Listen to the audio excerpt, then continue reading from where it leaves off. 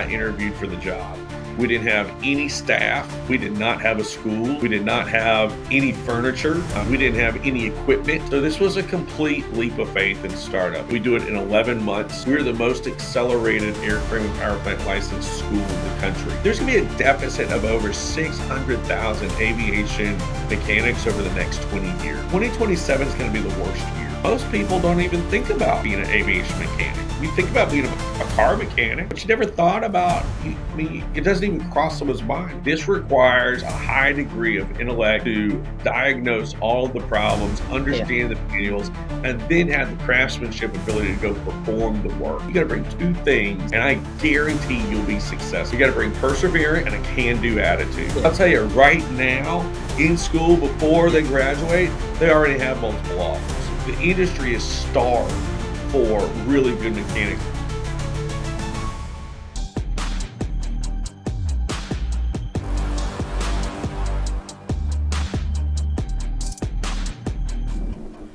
Welcome to the New World Podcast, where we delve into the ever-changing and accelerating pace of global change and its impact on our lives. I'm your host, John Paul Flores, broadcasting live from the New World Studio. Today, we're diving into the world of AI and automation. As an enthusiast and expert in lead generation, I will guide you through understanding and leveraging these technologies for your business and for your personal use. And don't forget, AI and automation might be unstoppable forces, but that doesn't mean you are powerless. Tune in to learn how to make them work for you and not the other way around. But first, let's meet our guest. Welcome to the New World Podcast, where we navigate the changing world around us. I'm your host, John Paul Flores, specializing in lead generation AI automation, here to help you understand how our world is changing and what it means for you. In this episode, we talk with Peter Lane, CEO of Legacy Aviation Learning Center, about how our digital transformation and innovation are shaping the nonprofit sector. With a strong background in IT and marketing, Peter shares his insights on visionary growth, strategic fundraising, and the digital future of nonprofits. By the way, just a sneak peek, Peter was able to raise 9 million out of the 15 million goal of his nonprofit in just 1 year. So there's a lot to learn from here. Peter, it's a pleasure to have you on the show. Thank you, John. Pleasure to be here and appreciate you taking an interest in what we're doing and giving us an opportunity to share about it.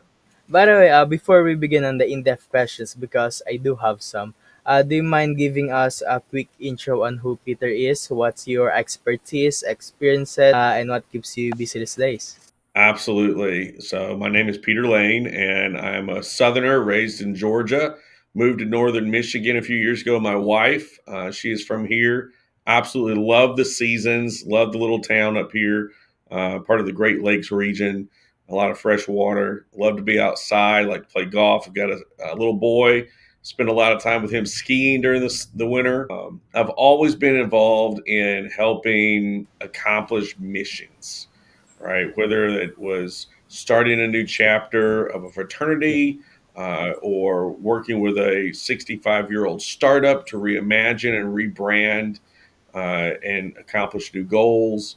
Being a part of startups is something I really, really enjoy. And there's a lot of creativity that's involved, but it's also just a lot of, roll up your sleeves and do it. So I am glad to be on this call with you today and tell you a little bit about what we're doing at Legacy Aviation. That's amazing. And I deeply resonated with one of the things that you've said. I'm also deeply infatuated and deeply invested in helping our fraternity. It's a youth org, but yeah, I just want to dedicate my life to it because I genuinely believe this kind of teachings can help young kids. It really is. I mean, the stuff that I learned in fraternity, and I think maybe you might believe some of this as well, then is it's not just about what you learn in the classroom, but it's how you work with other people. It's relationship management and building things together and depending on one another. And those soft skills are really what's helped me be successful, the most successful in my career. Not necessarily what you know, but who you know. Now, you still have to know what you're doing, and you've got to be able to perform.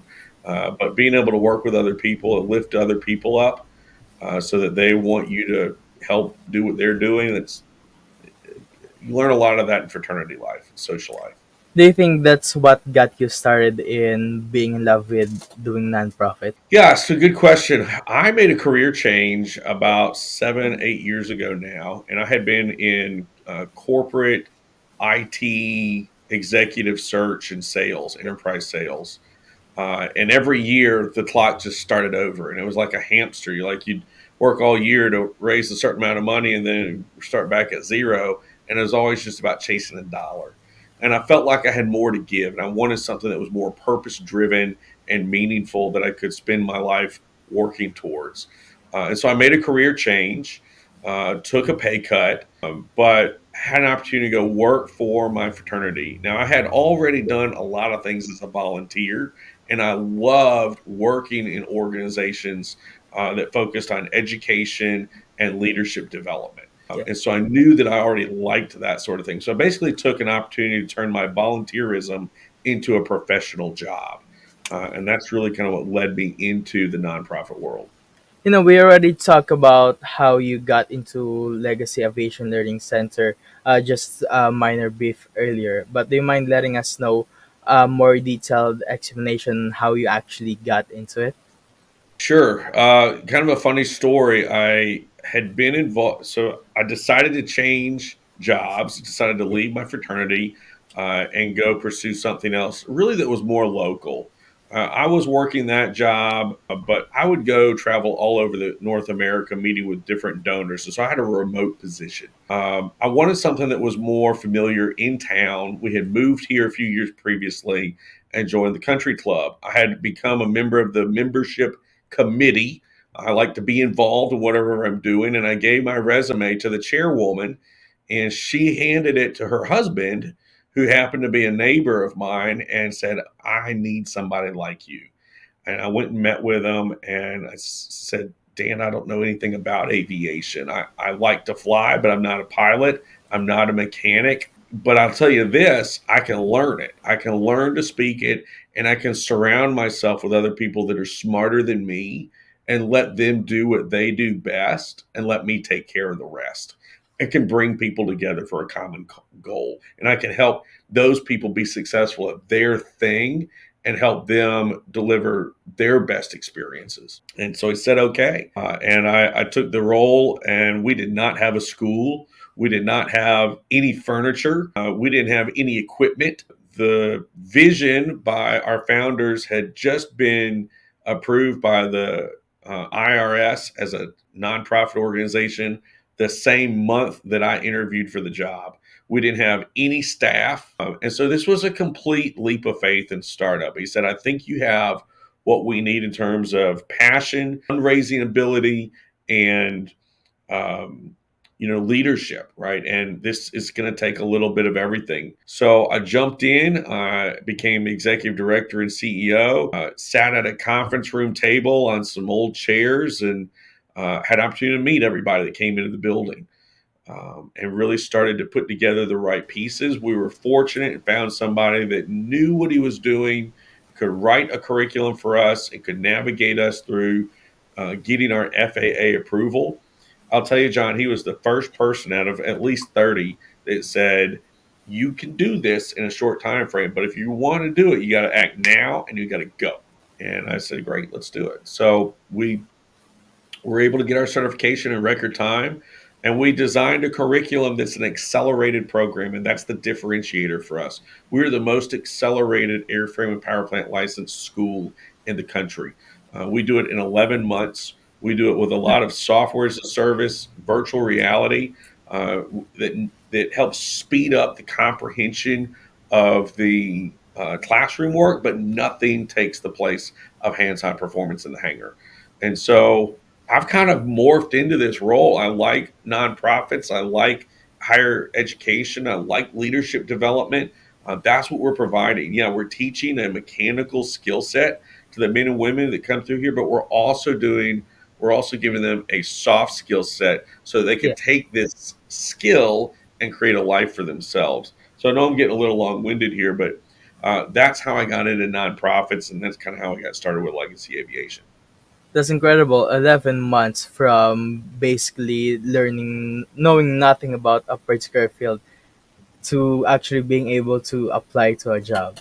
That's fascinating. How long does it actually take? Good question. So the students that decide to come to our program are committing to an accelerated time frame. The reason that we're able to do this in an accelerated way is in 2022, the FAA changed what's called the Airman Certification Standards, or the ACS. They said you no longer have to sit for 1900 hours. You just have to be competent in what you're doing. To put that another way, you don't have to sit for a long period of time. You just got to know your stuff.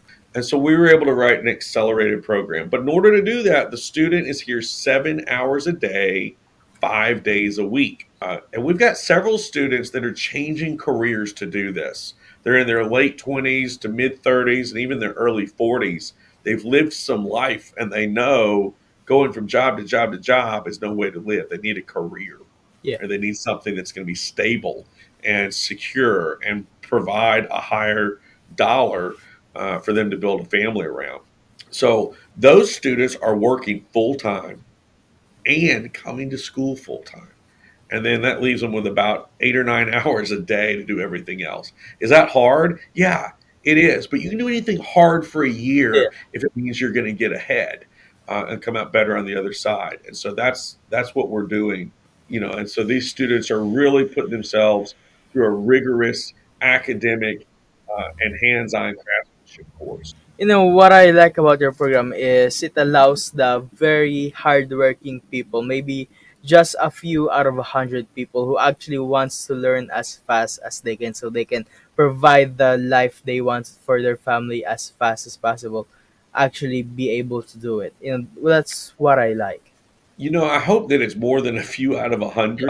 It is difficult, but we have the tools and Yeah, resources and the high touch staff ratio to make it easy for you to yeah, do. This is what I tell people when they come to our school. I say, you got to bring two things, and I guarantee you'll be successful.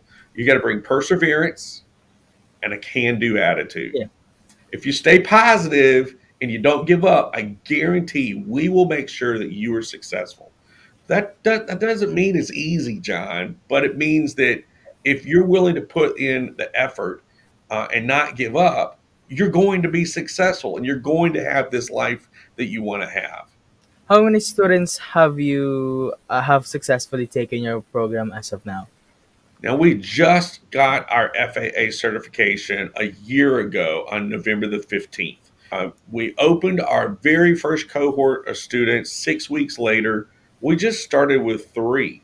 And then Yeah, in August of this past year, we enrolled 23 more. So I've got 26 students in our program right now.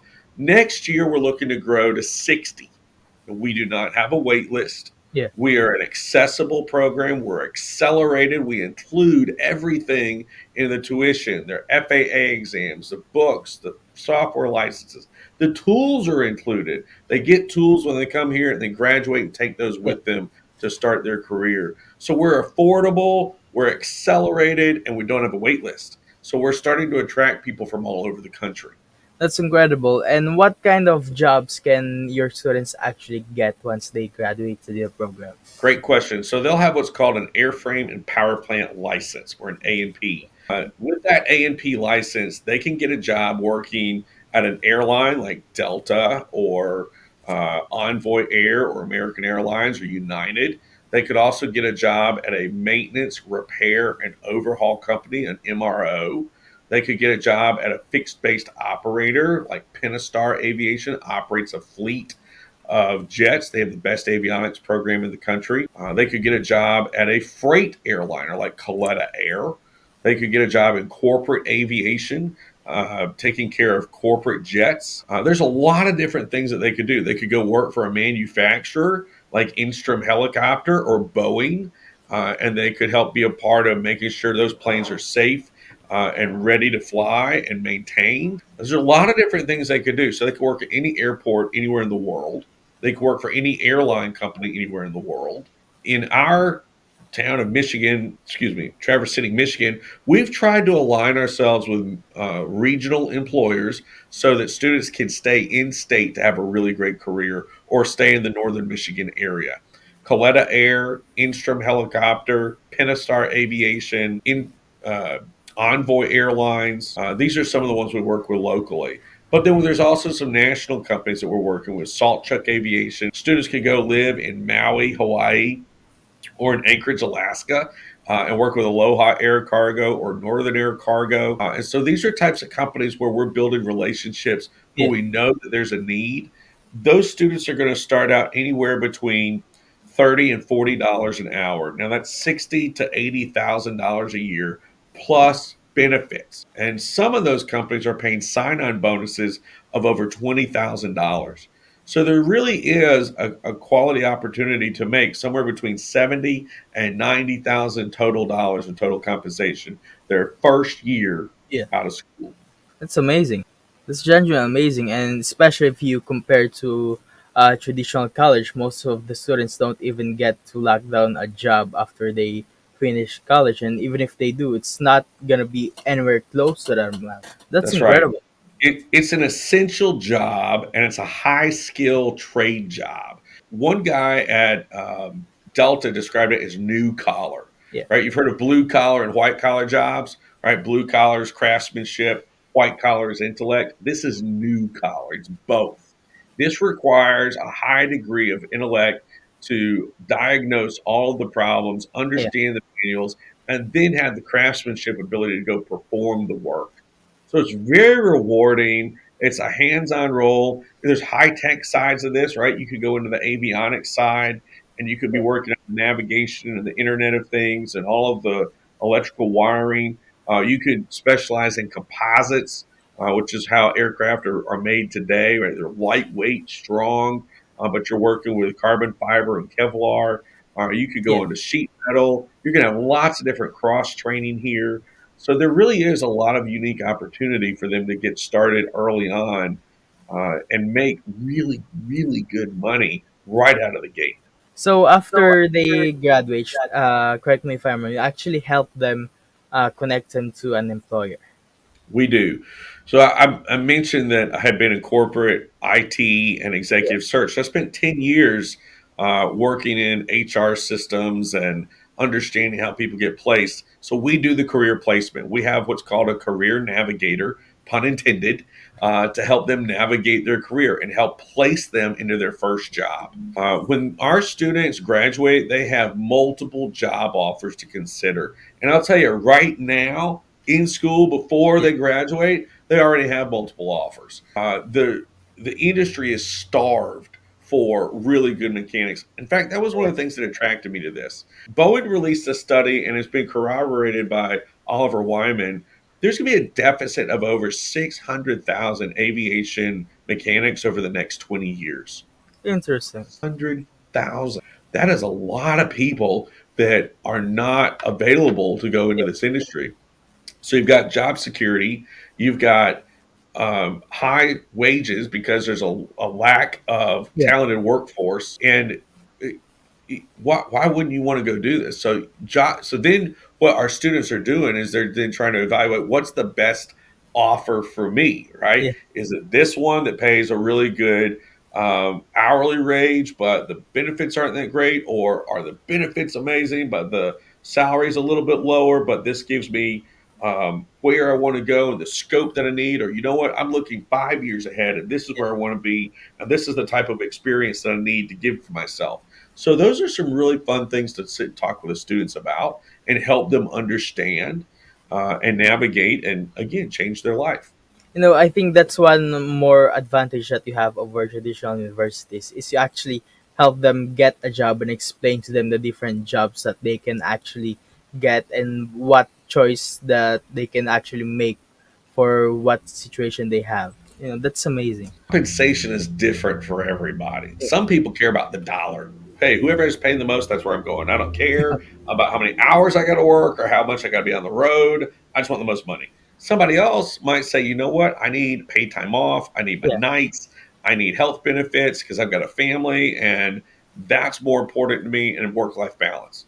And then somebody else might be completely different. None of those things matter, but they want to focus on uh, being a subject matter expert, yeah. and this particular company specializes in what I want to do. So compensation comes in a lot of different forms. And yeah, we're trying to help the student understand that and evaluate that so that they can not only be effective and productive, but also feeling fulfilled. And as you said, there's a 600,000 deficit for the job market in aviation. Do you have any stats on the growth of that deficit in the coming years? Good question. So, I mean, that study came out in 2022.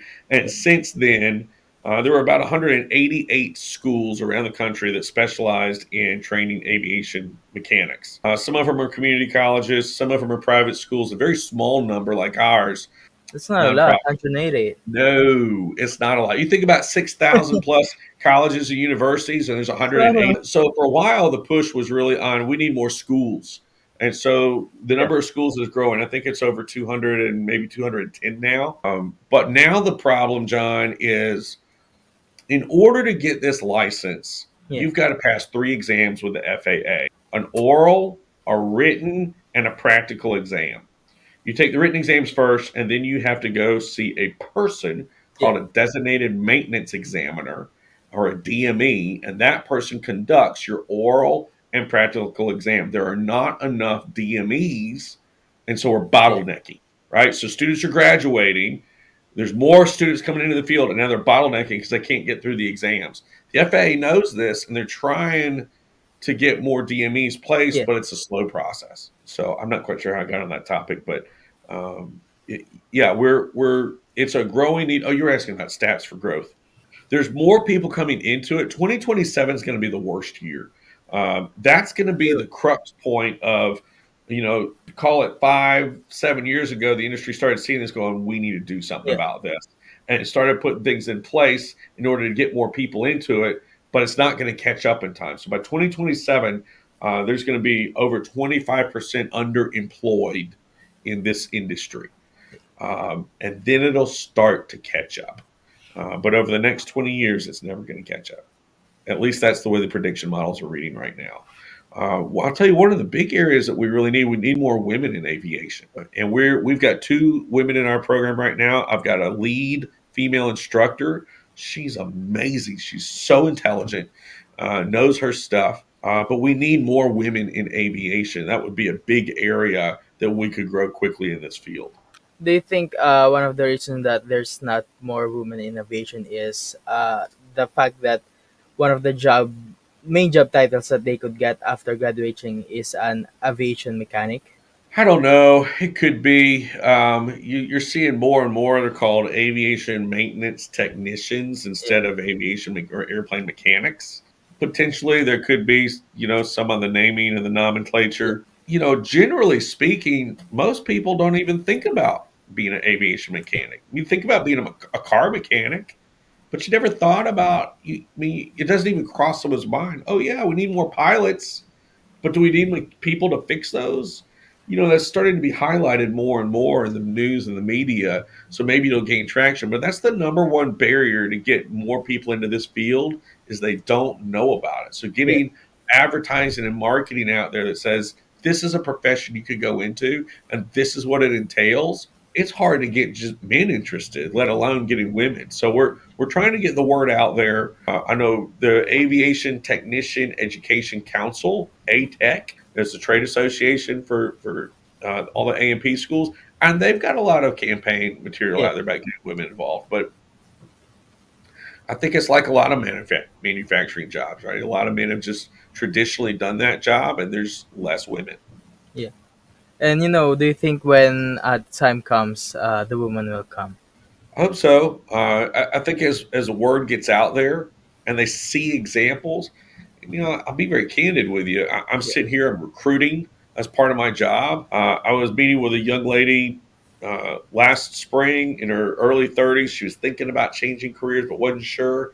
And I yeah, brought in my new female instructor, and she was able to sit and as a peer say, I've been in your shoes. yeah, I wondered the same thing at my point in my life. And this was the challenge. And this is what the environment was like. And yeah, there's a lot of men, but this is how I handled that.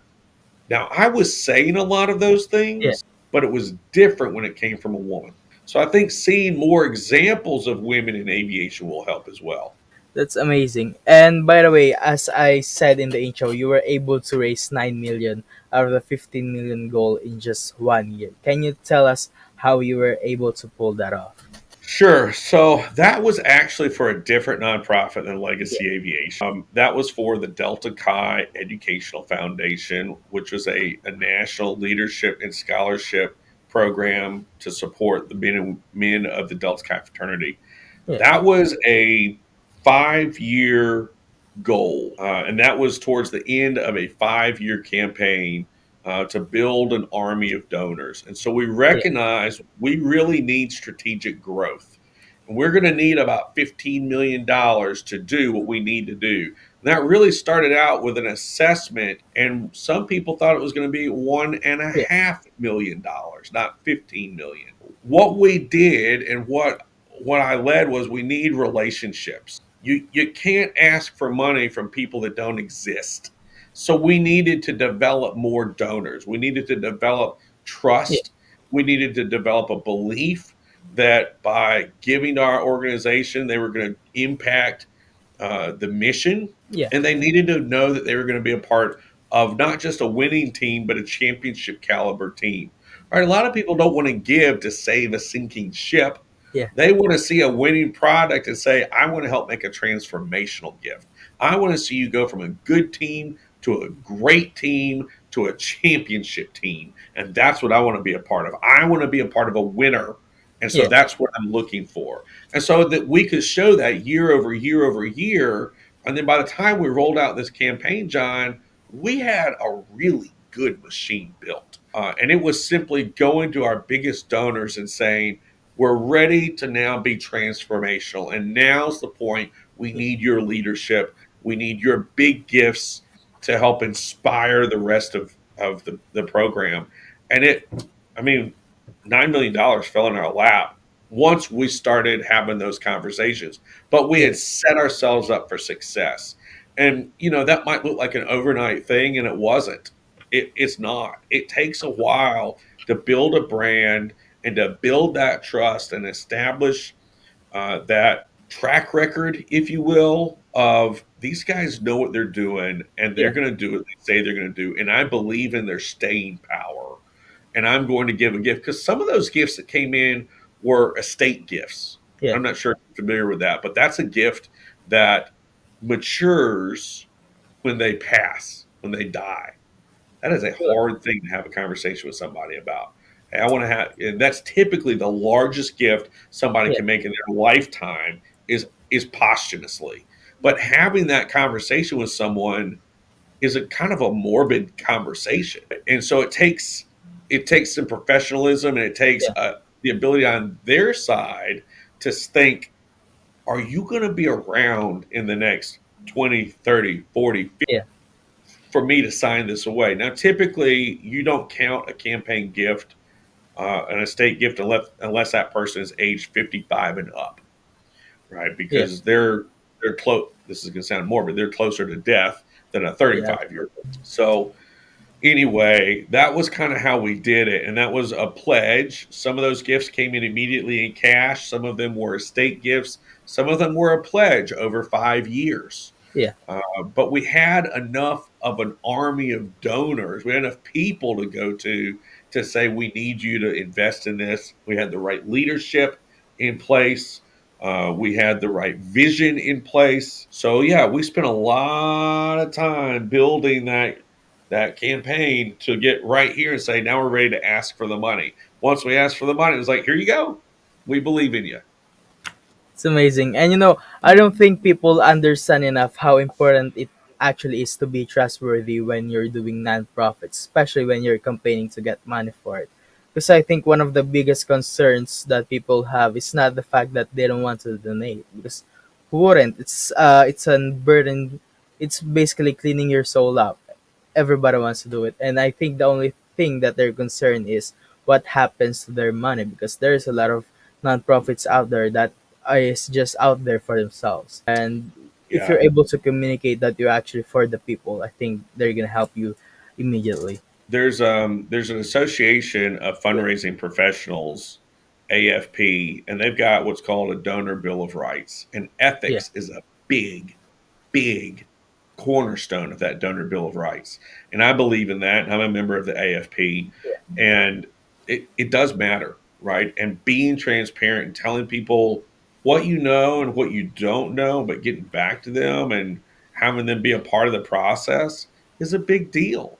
Somebody once said that giving money, people give with their yeah, heart and not their head because the wallet is closer to their heart.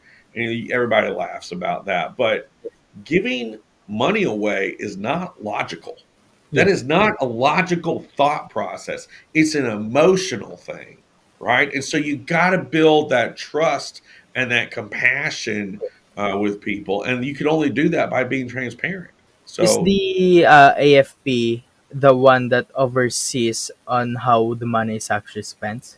no, not in any of the local organizations. Typically, you have what's called a board of directors, and that board of directors oversees the staff Yeah, and helps determine where's the area of greatest need. The AFP is a trade association or member organization for fundraising professionals worldwide, not just in yeah, America, but worldwide. And they have, again, developed this donor bill of rights. And so if you're going to be a member of the AFP, you commit to holding yourself to those yeah, standards and operating your organization aligned with those standards. Things like not paying your staff commission, but instead giving them a bonus. That's a difference, a subtle difference, right? But you don't get yeah, a commission off of the amount of money that comes in.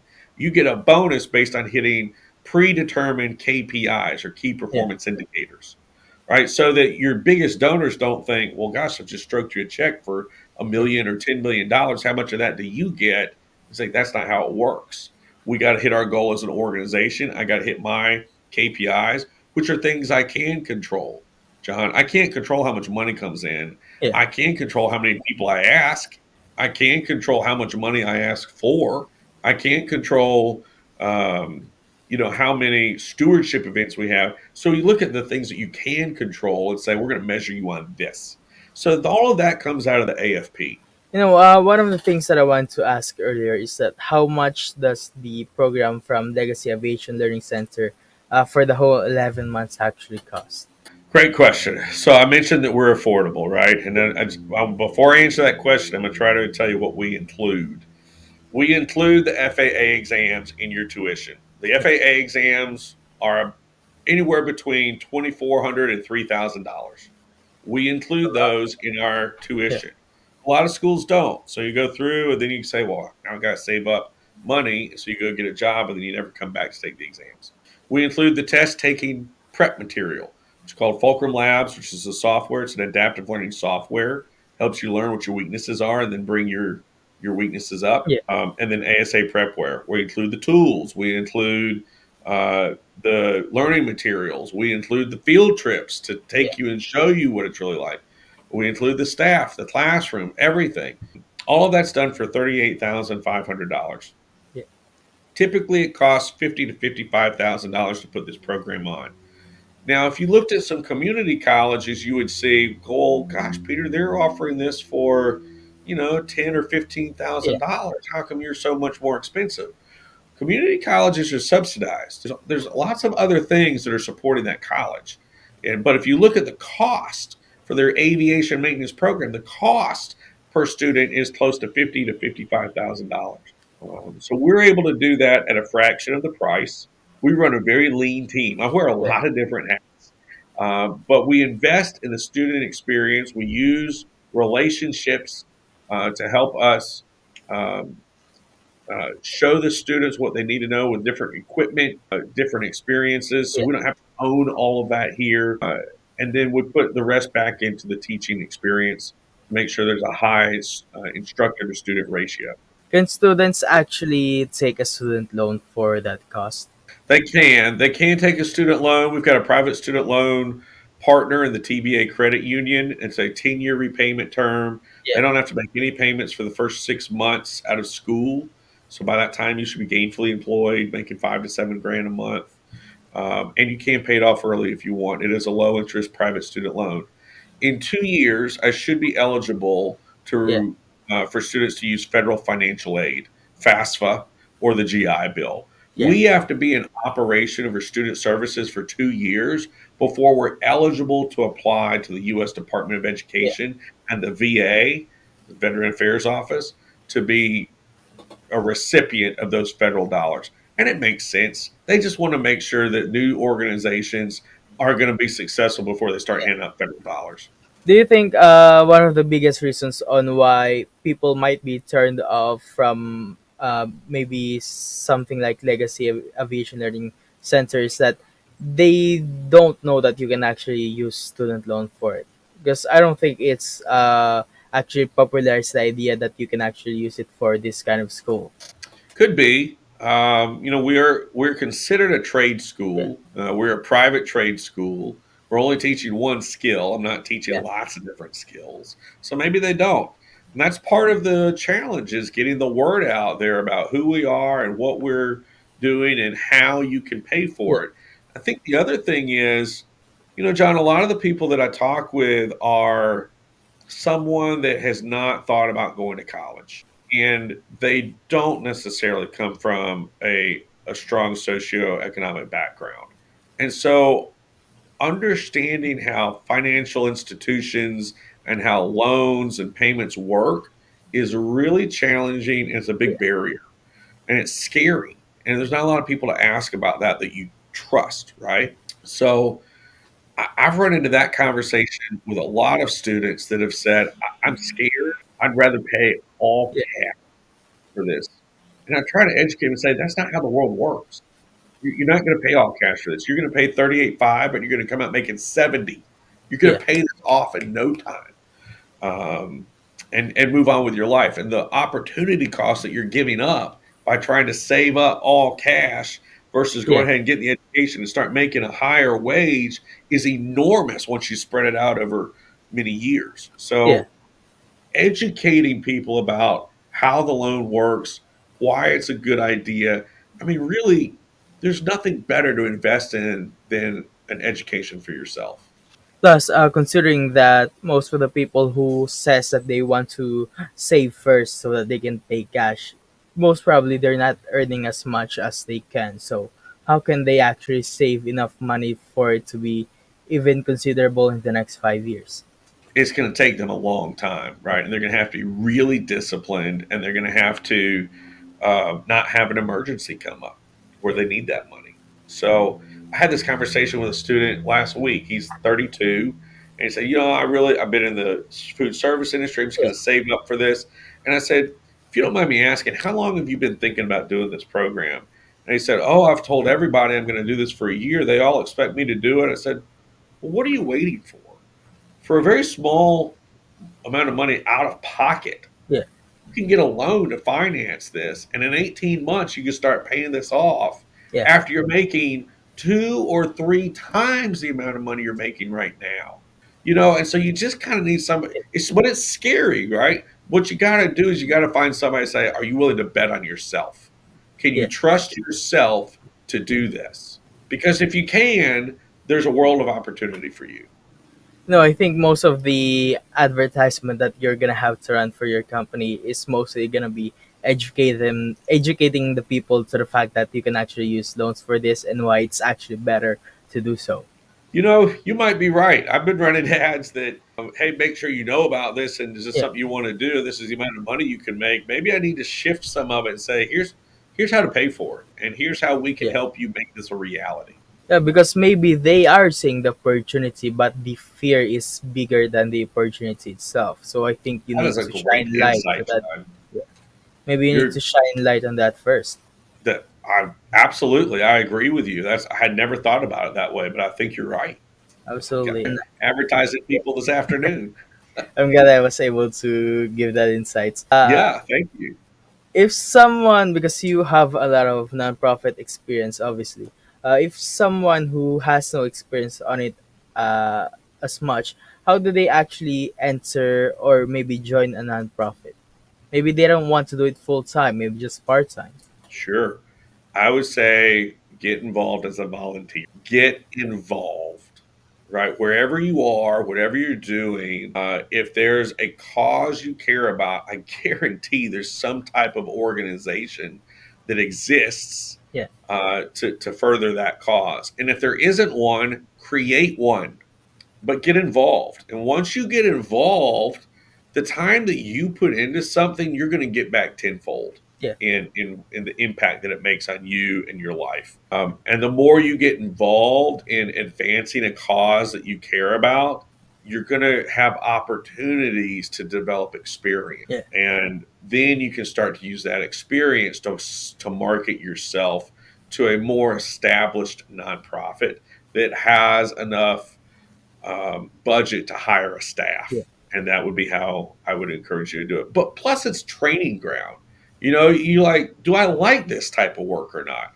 I mean, if you're working in a nonprofit, you're working with volunteers. Most volunteers usually have a full time job during the day. So if you're working with volunteers, you're primarily working in the evenings. Yeah. You might be working nights. You might not be, but you need to be flexible and know that you're going to have to do that from time to time. But yeah, I would encourage you to find a cause you care about and get involved and let it go from there. That's amazing. And personally, I don't think I've asked you this before. You have helped a lot of nonprofits. Why do you actually do it? It makes me feel good, you know. And it's funny if you participate in a nonprofit, typically people think that that's an unselfish thing. Yeah. You're giving your time, your talent, and your treasure to advance a cause. But it's also kind of a selfish thing, John, Yeah. because it makes you feel good. And that's a selfish thing, right? But it puts a smile on your face. For me, I know I have the satisfaction of helping other people. I've had a lot of people help me to get where I am. It takes a village. Yeah. And so I like helping other people. I like developing other people. Always have. And I like making the world a little bit better place. I saw a quote the other day, said something like, I can't do I can't do everything that the world needs, Yeah. but the world needs me to do all I can, and I like that, right? Like this is a small pocket that I can control, that I can help make an influence on, and where else does that ripple effect Yeah. go? So I do it because it makes me feel good, and I feel like I have a unique skill set, and I get to use all of those skills, and that's fulfilling as well.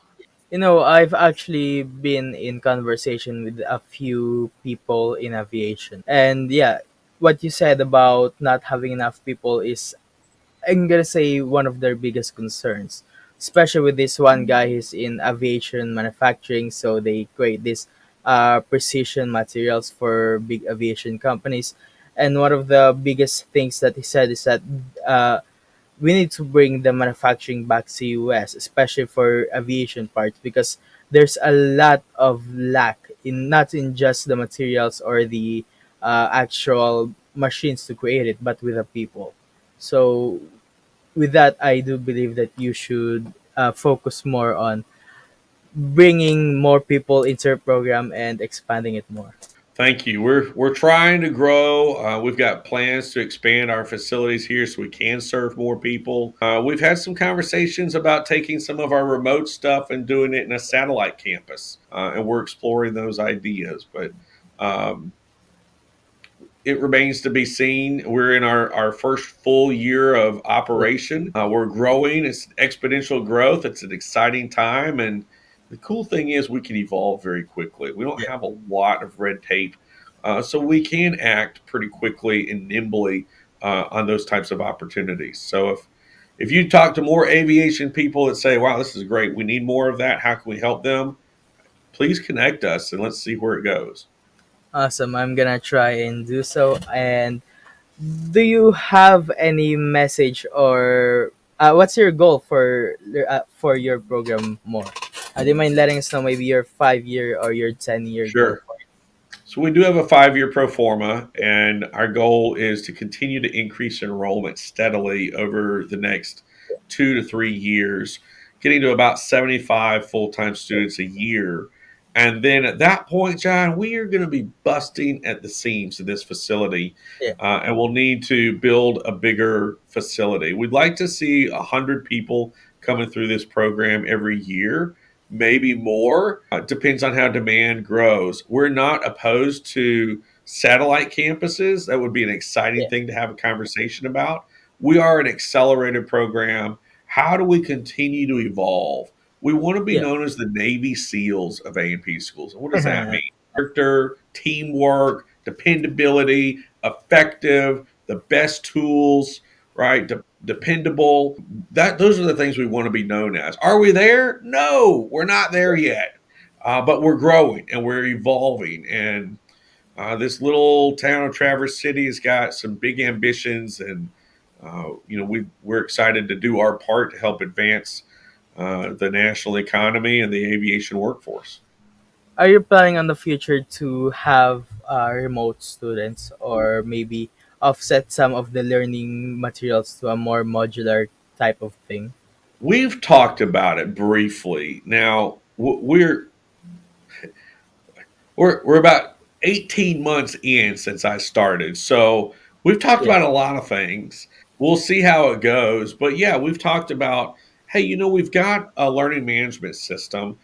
We've got virtual Yeah. reality. We've got software as a service. How much of this could be done in advance or at a Yeah. remote location where the student is? And Yeah. then could they either come here to do their oral and practical work, Yeah. or could we potentially fly an instructor somewhere and use a facility in that location to teach them what they need to know? We'll see. I don't know. We're certainly open to that conversation. But yeah, we see a lot of organic growth over the next 3 to 5 years Yeah. to build a world class facility here, or the world class experience is accelerated, and really it meets the needs of the industry, right? I mean, how can we create students that are career ready day Yeah. one? That's what we're trying to do. By the way, what's the average age of the students that are coming through your program as of now? Yeah, good question. I mean, the average age is Yeah. probably somewhere in the mid 20s, but that's not really the best indicator. I would say more of a median age is probably in the early 20s. I've Yeah. got a lot of traditional students right now. A third of my students are coming right out of high school. Two thirds, two-thirds of my students are coming right out of high school. Another third is in their late 20s to early 40s. 28, 32, 34, 36, 40, 41. Right? Those are the men and women that have worked a while and they Yeah. know I need a career, not just a job. Right? I need to change something pretty drastically to create a better life for myself. Whereas Yeah. your traditional students coming right out of high school, they don't know that yet. Yeah. They have dreams, they have aspirations, but they don't have a lot of life experience yet. So I would You know, say yeah, average is somewhere there in the 20s. it's amazing, especially if you can get them to that kind of amazing industry as fast as you can. By the way, what's the because we've talked about the earning potential when they started. What about 10 years in the future, maybe 20 years in the future? How much Good question. does somebody who are 20 years in that kind of industry actually earn? So I would say by year five, you should be earning $100,000 a year. Wherever you start, you should be earning 100,000 by year five. And then from there, it depends on kind of what you do. If you want to Yeah. go the subject matter expert route, the individual contributor, you're probably looking at somewhere between 130 and Yeah. $150,000 10 years in. If you're just be a regular run of the mill A&P. If you start specializing in things like Yeah. avionics, you get other certifications like a certified composite technician. Obviously, you're going to make more. Yeah. If you go the management route, right, you're going to start making more management dollars, but you're going to need a degree. And one of the things our program does is it accelerates your degree process. You can take your A&P license and transfer into most universities, and I know that you can at Purdue Global and at Western Michigan Yeah. University as either a second semester sophomore or a junior after 1 year of school with us and your Yeah. A&P license, and get your bachelor's degree in 2 years. So if you go the management route, you could be looking at somewhere between 150 and Yeah. up. I happen to know a few guys that have just retired recently after spending 30 years in the industry. They were making $250,000 a year. And they're not making what a pilot makes, but you're Yeah. still making a really good living.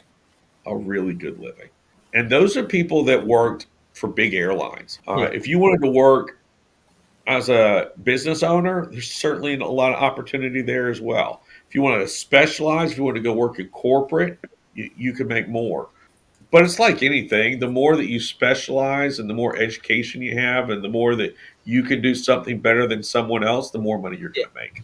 And do you have any advice for anyone who might be on the fence from joining your program? Yes. So, what I would say is carpe diem, seize the day. Right? The hardest thing that you're going to do is decide to Yeah. do it. That's it. Once you decide, everything else will fall into place. Right? Your loan will get set up and you'll get your computer and you'll start school and you'll be surrounded by classmates and you'll be supported by your staff and you'll put the time in and Yeah. you'll make this happen. But the hardest thing to do is to say, I'm going to do this. Just decide. Take the leap, go forward. Are you working towards something or are you retreating into the past? Yeah. Right. So it's a very inspirational message. Bet on yourself and take the leap. I've got a few students that are that way. They just said, I just decided I just had to do it. I just had to go for it. Yeah. And do you have any last message advice on life since we were ending the podcast? Oh, well, I believe in walking the walk and talking the talk. So if you're going to do something, you got to be involved and you got to lead with your feet. I like managing by walking around, and I like taking action. Right, do something, take action. Right, Yeah. there's momentum in that. It's not always going to be perfect, right? But progress and bringing people into the fold, you're going to enter something down the stream, and it's all going to work out. So lead by example. It's amazing. And again, I want to thank you from the deepest part of my heart. Thank you for doing what you're doing, and thank you for joining me on the New World Podcast. Thank you very much, John, for taking an interest. I really enjoyed our time together today, and I hope your listeners enjoy it as well. And I'll be on the lookout for anybody that says, "Hey, I heard you on John's podcast, and I'm interested in applying." We would love to have that. It's amazing. And have a fantastic rest of your day. All right, thanks. You too. Really appreciate it. That's all for today's episode of the New World Podcast. We have explored some fascinating topics with our amazing guests, shedding light on the upcoming new world. If you enjoyed today's episode and today's discussion and want to stay updated the future episodes, don't forget to hit that subscribe button to the podcast. And if you found value on what we have discussed, please consider leaving us a review on your favorite podcast platform. Remember, if you have any questions or topics you'd like us to cover, or if you are interested in being a guest in the future, please feel free to reach out to me via LinkedIn or email me at john.paul@aicinix.com and add New World Podcast all capital in the subject line so I can see it. I always love hearing from our listeners. And don't forget to check out our amazing guests. You can find more information about them via the contact details we provided earlier. Again, thank you for tuning in on the New World Podcast. I know your time is very important and I try to always make the next episode better than the last. Until next time, keep learning, keep growing, keep innovating. This is John Paul Flores signing off from the New World Podcast.